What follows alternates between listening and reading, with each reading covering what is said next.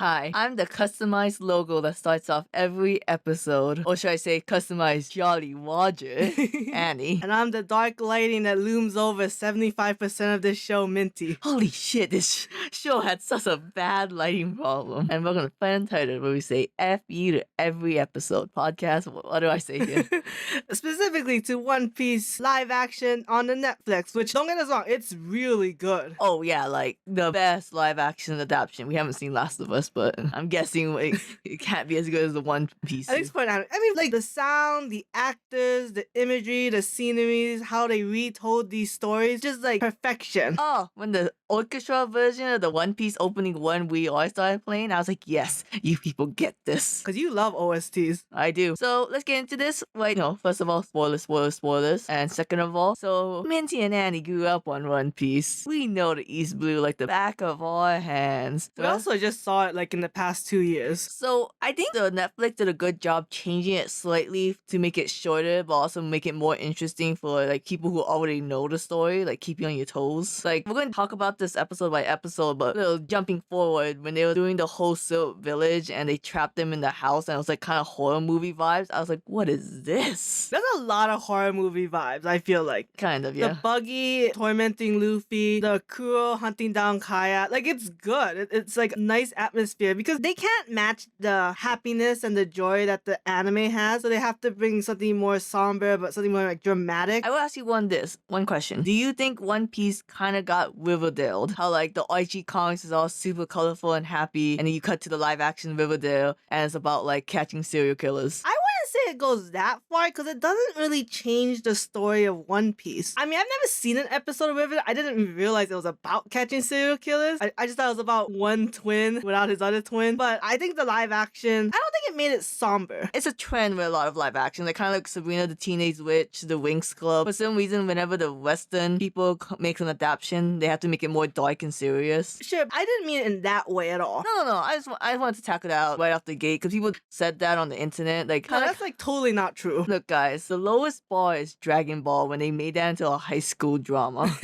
There was no butchering of the mood here. They just made it a little bit darker and more realistic. It's just like technically alive people can't match the anime in that kind of way. So they do their best. And I think they did a really good job. I'm gonna say one thing though. I didn't really care for the fact that plot A was Luffy and his friends and plot B was Garp and Kobe chasing down Luffy. That. I just thought if you took out all the Garp scene, you could have stayed more truthful to the source material instead of, well, in my opinion, it seems like Garp was a little OOC. I understand where you're coming from, but okay, if they take that out, how much more could they actually add? Because it's really not that much, right? Yeah. So how much more could they have added, really? That fills in like 2 minutes or maybe even like 15 minutes total. I guess so, huh? I guess I'm just bitter with some of the scenes because I felt like they lost some impact when you took out some scenes, but now that you say that, like, yeah, I don't think it would have really helped. I mean, let's try to go episode by episode, right? The first episode, which I think is like, might be the best one of the 8 because it's just... Yeah, it might be. Luffy, his start to become the Pirate King. Wait, does this have the Zolo and Nami part? Yeah. Okay. Yeah, because episode 2 is Buggy. So, you know, meeting Zolo, meeting Nami, having those important scenes like eating the rice balls off the ground, creating like this really quick and fast relationship, the choreography of the fighting. Oh, the fighting in the bar was so cool. I loved all 3 of them fighting in the yard. That was my favorite part. Zolo giving a man who's naked a haircut. The casting was impeccable, you gotta admit. You know, I would say in the beginning, I wasn't super happy with Luffy because I thought Luffy has much more energy. But I think in the end, I was happy with it. I was fine with Luffy's actor. I wasn't completely sold on Nami. I felt like Nami should have been more sassy and she was a little bit more serious in the live action, but I think at the end I grew accustomed to her. That is true, yeah. I feel like a lot of them could have been more whimsical in a sense. That's why Zolo was a great casting. He didn't need to be more whimsical. But he could have fought more with Sanji, I feel like. They did a lot of fighting. They did a lot of fighting. He could have gotten lost a little more. He could have gotten drawn. Nah. Anyways, but yeah, so the first episode, like, it really starts you off the mood and how, like, this isn't gonna be a straight up retelling of One Piece. It's gonna be its own story, in a sense, obviously heavily inspired by the manga. It stayed truthful, and I appreciate that. I don't understand why they made so many fights at night. And the first fight right off the bat is Luffy versus the, whatever that woman's name was. Alvida Soy. And, like, I understand you wanted her ship on fire and dramatic lighting. I couldn't see shit. Look, look. We just gotta up our computer screen brightness and clean it of the dust. That's your fault. I am a clean boy. I'm Kobe. I'm cleaning this ship head to toe. Bottom of the totem pole. I thought Kobe's actor was very cute, and like he didn't look too disjointed with the pink hair. You know, that is one of the things I'm surprised about is like they keep a lot of design aspects of the anime. Like they don't like make it look shitty or crappy. It's not saturated, but obviously for obvious reasons. But I thought I was very impressed with that. Yeah, I didn't think anyone looked like they had a really bad wig. I just thought like sometimes it was like, man, it's weird seeing everyone with natural hair colors and then the one, red hair. So episode 2, the buggy one. The buggy one I do really like though. Cause that one it was really like there's some horror aspects to this. Oh yeah, when Buggy was drowning, when they made the male torture Luffy, I was like, holy shit, Buggy. Maybe you do deserve everything you get in the manga prison. That's what he gets. Oh, I mean, the roller coaster that Buggy goes to is only matched by the roller coaster Usopp goes through. I gotta say, Buggy's actor is one of my favorite. Very entertaining. Yes, but not in a gross way. Like, so sometimes the anime Buggy like was weird in a gross way. The CGI of his body parts was really cool. Oh yeah. I did feel like the battles Luffy had more smarts in it than it did of like just straight up strength. A lot of like trapping Buggy's parts, destroying Arlong Park. I mean, maybe it's part of the manga. I feel like in the East Blue, Luffy was a little bit smarter because he wasn't as strong. Sure. Like, I'm sad that they took this out, but I understand why they took it out when like Luffy pretended to beat up Kobe so that way the Navy knew that they weren't associated with each other. Yeah, I like that scene. I liked it, and then so I always thought Luffy was very smart for that in the East Blue. So doing the whole like trapping Buggy, that wasn't weird to me. But I believe in the manga, he just gathered all of them and tied them together in one piece. And where was the lion? I mean, we saw him with the laugh card. No, not the man, the lion. They had that one throwaway joke like, "Where's the lion?" That's true, actually, yeah. Oh man, when Nami leaves the tent and the town's all destroyed, that was really sad. Oh yeah. I will say, I gotta stop saying I will say. I'm just gonna say it from now on.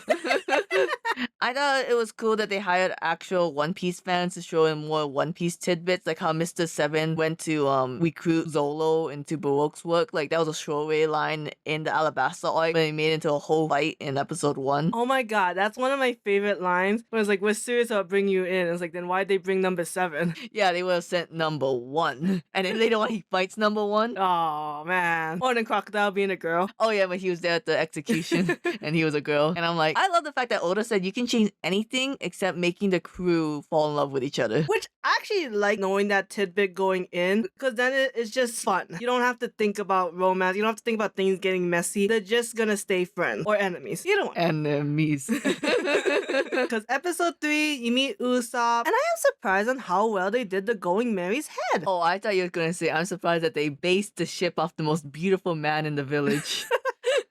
No, I know that's canon from the manga.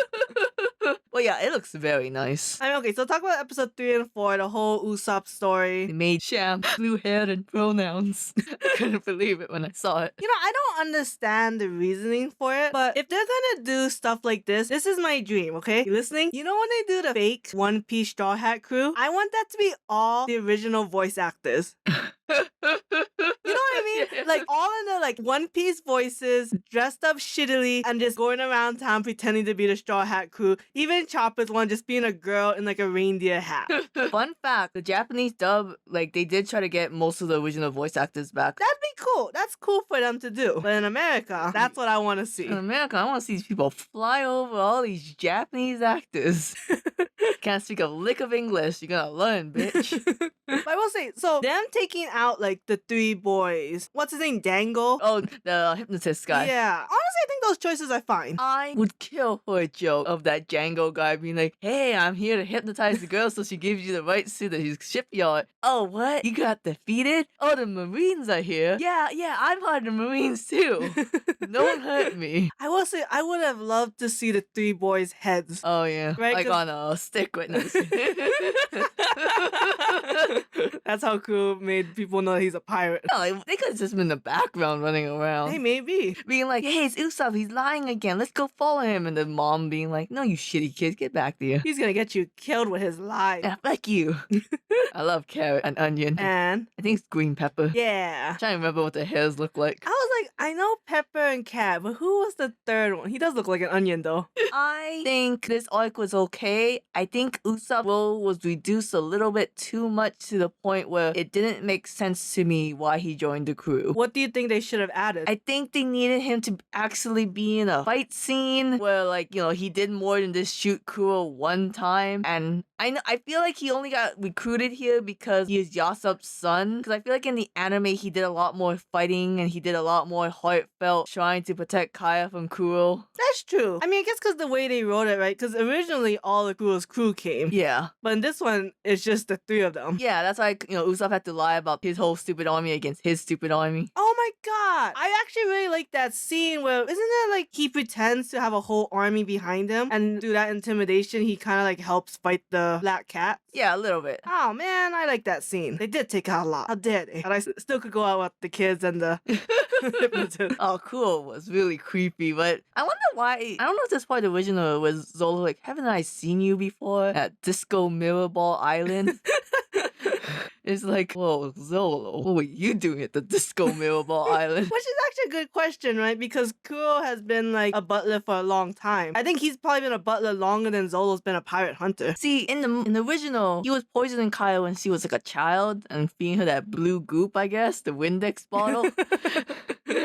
So it has to have been for a while. So unless Zolo was like the youngest pirate hunter. I think he is actually. Well, you know. Oh, I mean, not that young. Not like Kakashi young. Anyways, moving on to episode 5, the Bharati. Oh my god, so fancy. This is kind of when the crew itself gets into its rhythm of like how they're like a great cast of friends. I like how like they like cover each other's weaknesses, you know. Nami's the one who has to slip in the money. How they'll like razz her like, oh, Nami's got a boyfriend. And Sanji's just so cool. Dude, the Bharatier interior was like super nice looking. I mean, red velvet block beauty. And it felt like an actual restaurant with like an outside where they could chill. Yeah. I didn't realize, like, okay, when you think of Bharati, do you think of it as being dock? Was it dock? I don't know if it's dock. They have like a dock pier thing going on. Yeah, I think it's just a ship with a pier. Oh, okay, so they like swim around. Yeah. So wasn't what sail around? Yeah. Ship around? That's why Nami was like, oh, there shouldn't be anything there. There's no, there's nothing on the map. Oh, that's true, yeah. But then again,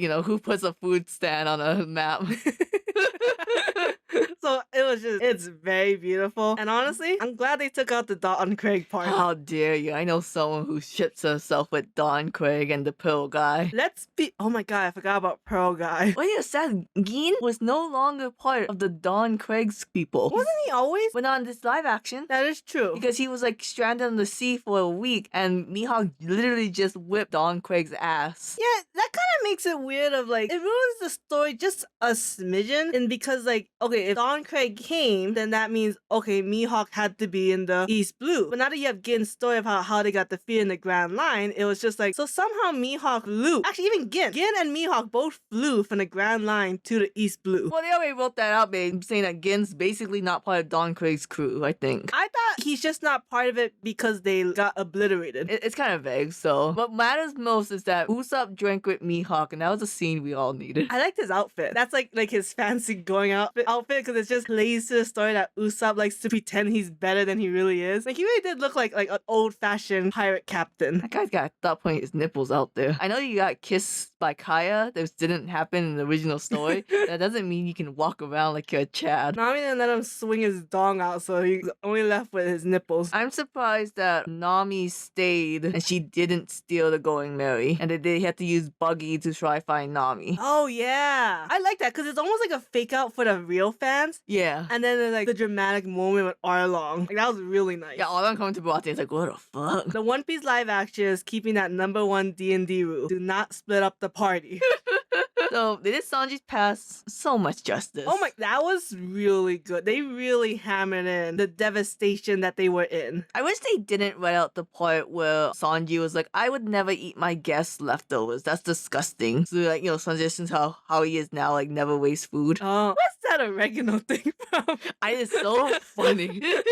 But that oregano's for savages. Like, what's going on there? I want to meet the writer who wrote this scene. I think Sanji's hair being a little bit wispy over his eyes, so like you can still see his entire face, but it looks kind of like he's thinning, was a bad choice. It should have been shorter. Yeah, I would It's a little shorter. And where is the curly eyebrow? Yeah, why didn't you add that? Why did you take? That's like his signature look. It wouldn't have cost that much more money to draw that in. Yeah, I do wish the scars in One Piece were more prominent. Yeah. I'm not saying you gotta make them black, but you know what I mean? Yeah. Okay, that's another thing. When Zolo fought Mihawk, I was kind of peeved because I was like, I don't think I've seen this man do the three sword style that much. And he started off the fight without the three sword style, and like at the end he's like, okay, I'm gonna do the three sword style, and then immediately got wiped the floor with. Yeah, I was hoping that fight would be a little long. It was good. It was good. It was so cool to see the little sword just fighting the two sword style. The whirlwind was weird, but I mean, you know, nitpicking here. But yeah, oh my god, Zeph healing Zolo. I mean, like, I'm not wasting this whiskey on no dead boy. That was funny. The actors they got for Garp and Zeph, like, that's actual perfection. Oh yeah, that's a shoot. And then when like eating dinner together, it's like really cool. Yeah. I thought Sanji's farewell wasn't as well as it could have been done. Oh, you wanted the grandiose ending that they had. You wanted the... See, that's the thing I'm saying is like the anime makes everything such big and loud moments, but the live action could... I mean, it could have been cool if they did that. But I mean, they did the past so well. Yeah, that's true. I guess if I had to choose one to be done really well, I would have chosen the past. God. And then, so going on to episode 7, where now we're talking about like Nami and Arlong and Buggy being funny. Man, Nami's village was shot to hell, man. Like, really.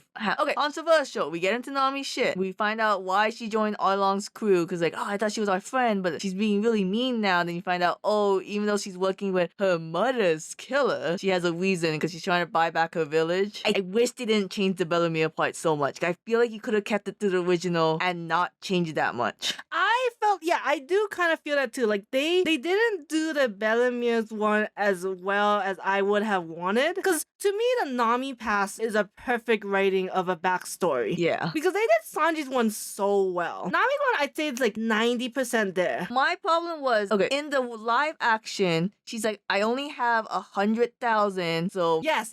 Yeah, so I'm going to use this for my 2 kids, but I wasn't going to do that, but I'm only doing it now because you caught me. But meanwhile, in the anime, you know, she had the male helping her lie, being like, oh, why do you have 3 dishes? Oh, you know, she had guests, obviously. And they were going to walk away, and the male's like, I don't think the male, someone else told the 2 girls, all right, you 2 girls have to run away now. You just, you know, you can't live here anymore. Yes. And Bellamy's like, oh, fuck that. You know what? The money, they're for my 2 daughters. And so the fact that the live action changed that, I was like, did we have to though? It's those little details that really fits into that past. I mean, it's not something you can shortchange, you know? I mean, I don't know, I guess it's a timing thing and whatever, but... But if you just didn't have the male cut down when the Arlong pirates first came and had him cut down where he originally was when he tried to protect Bellemere, you could have had him at that, you know, Sure. house. I mean, nitpicky, little less. I mean, this is more... I really want Nami's past to be perfect. And she did the whole, you know, like, being mad at Arlong scene really well, though. I do like that scene. And then, like, Luffy coming in and interrupting. I mean, this is kind of, like, nitpicky, but the fact that I thought Luffy never hears anybody's backstory. Yeah, he technically is asleep during them in the anime from what we saw. Right. So I kind of wish they kept that in live action, but I think it wouldn't make sense. That reminds me, the Luffy character arc of how to be a good captain. Was that weird? A little, but I think the One Piece live action has to capture the spirit of live action, but also still make it sense to the new audience. Okay. Like, there's just these themes that, like, One Piece has that just won't translate well for a new audience unless you've, like, been told what the analysis is, which you can't get the analysis unless you see, like, all the seasons. So I thought Arlong Park looked so cool. I'm sad that Hachi, a beloved character, had to be written out because of budget reasons, though. Which is really hard for when they do Fishman Island. I feel like Arlong Park could have been more grandiose.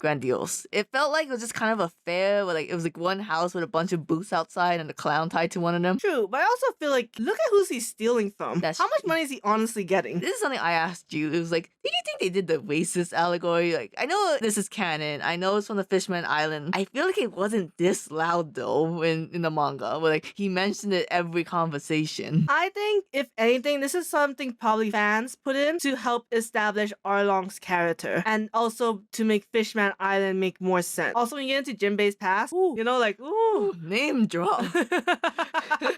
Name dropped a ticking bomb there. I mean, Jinbei's past is so sad. And, like, the history of Fishman Island. I think they're, like, sprinkling in now so that way it has more impact later. Which I appreciate because it really does feel like, it's for the fans. Yeah, so I'm excited for the rest of the 11 seasons. I'm just kind of afraid, like, can this magic really go on for 12 seasons? Like, are the actors are still gonna stay? Are the writers still gonna stay? The director? Like, you almost need everything to be the same, but, like, that's almost impossible to ask for 12 seasons. Unless this writer's strike and actor strike gets a really good pay where you can't afford to leave. You know, honestly, I mean, the number one stream, Yeah, I cannot believe One Piece made it onto Netflix's most bingeable show once it came out. But yeah, I mean, I guess we'll see what happens. Can't believe 12 seasons, too. I feel like that can't even fit all of One Piece. I feel like they're gonna have to rewrite Skypiea a lot, unless they really hammer. Oh my, I'm excited to see Alabasta. We've I don't- seen Alabasta so much. I don't want to see the camel. I don't want to see eyelash. What about the duck? Oh, that's gonna be even more terrifying live action. Cause they gotta Detective Pikachu it. Yeah, basically. I don't want to see them on like realistic looking ducks. Do I? I mean, do you want to fight one horse-sized duck or 1,000 duck-sized horses? Okay, right after that, what's your favorite thing about the live action? Zolo and Sanji not getting along right off the bat. I love all this. Like, why do we need a waiter? Like, because we can't boil water. And the thing at the end being like, oh, look, you cleaned my plate. Yeah, I gotta eat something, even slop. Surprisingly, I like all the villains. That they've Oh, done the really villains. well. Your favorite thing is the special effects they did with the villain and the wanted poster in front of their face. I was really hoping Luffy could do that at the end. I was actually hoping so too. But it didn't. Damn. So we'll join you next time when the writer strikes end and we can start season 2 of the One Piece live action.